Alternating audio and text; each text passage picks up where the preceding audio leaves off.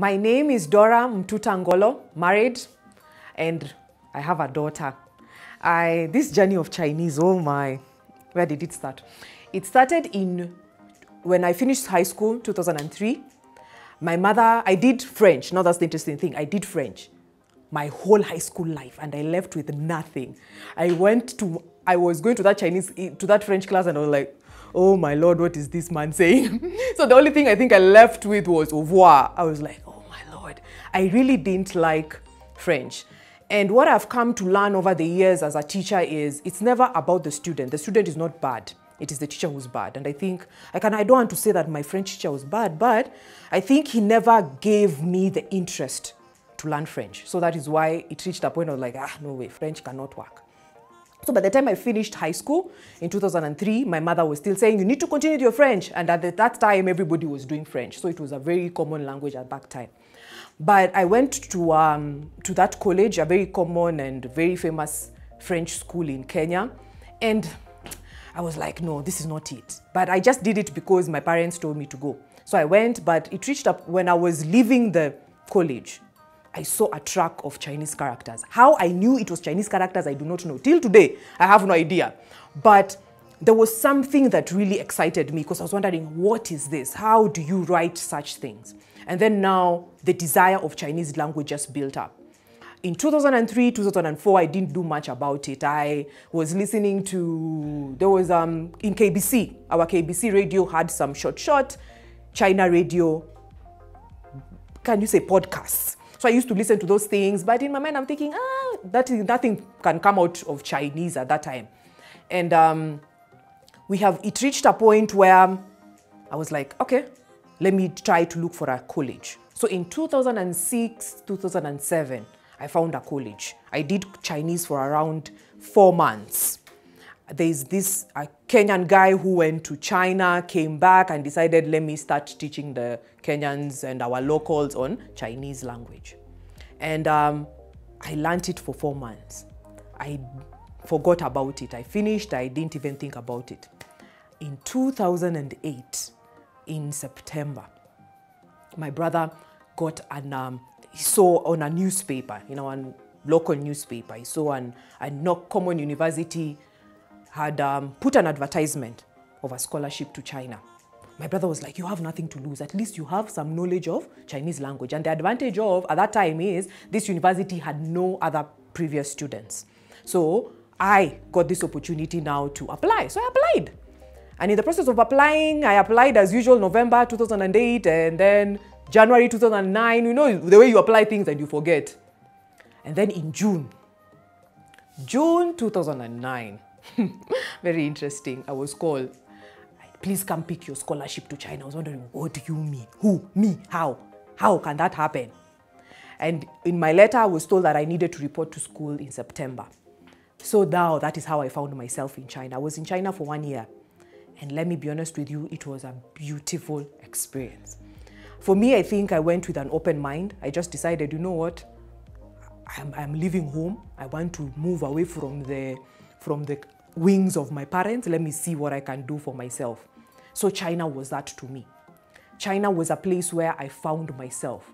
China was a place where my self-esteem increased. I know many people do not think of it like that. People think of language and they think of money. For me, I saw Chinese language and I saw an opportunity to build other people up. And this is why I was in my class. I have arrived and everybody doesn't know English, definitely. Your teacher comes to class and is like, hello. That's the only English she knew. And you're like, oh my Lord, what is this lady saying? But there's a part of me that felt really encouraged. I went to my dorm, I prayed, I told God, if this is my thing, make sure by the time I'm entering the next class, I will hear everything she's saying. And to be honest, the next class I entered and I could understand everything she was saying. I was the one who was translating for my classmates. And then there's a day she called me and she told me, Ni hen song ming. Ni hen song ming means you're very clever. In my entire life, I had never heard those words. I'm sorry, but many people think that your parents need to tell you all the time. But for me, I never got that. So when this stranger out of nowhere tells you, Ni Han Song Ming, I was like, I didn't even know what Songming is. Even that time, I didn't know what it meant. So I went to my dorm, I went to my roommate. My roommate was Korean. And I told her, what's Songming? Songming. So now I was just telling her Songming because she didn't know a lot of English.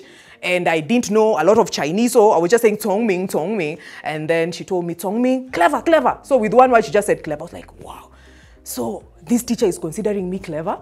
Nice. And let me be honest, I just aced all my exams. Since then, there's something that just lit up. And now that is the time I understood the power of a teacher. My teacher told me I'm very clever. And this is a lady who doesn't know me. She just she saw something that even I myself didn't see. And she brought it out. And after that, now Chinese just entered my spirit, literally. I used to go walk in the streets, talk my broken Chinese then, but in the process, I noticed that I got confidence and I gained confidence in speaking it out. Definitely in school, I improved. Let me tell you, it is so true. I got straight A's. How I did that in high school, I was not that good, but Chinese made me very good. And that is why I believe I'm good at it, because it is not about the skill itself. It's now about the heart. For me, I literally teach Mandarin from the heart. And as you've said, I have said now, it's Mandarin.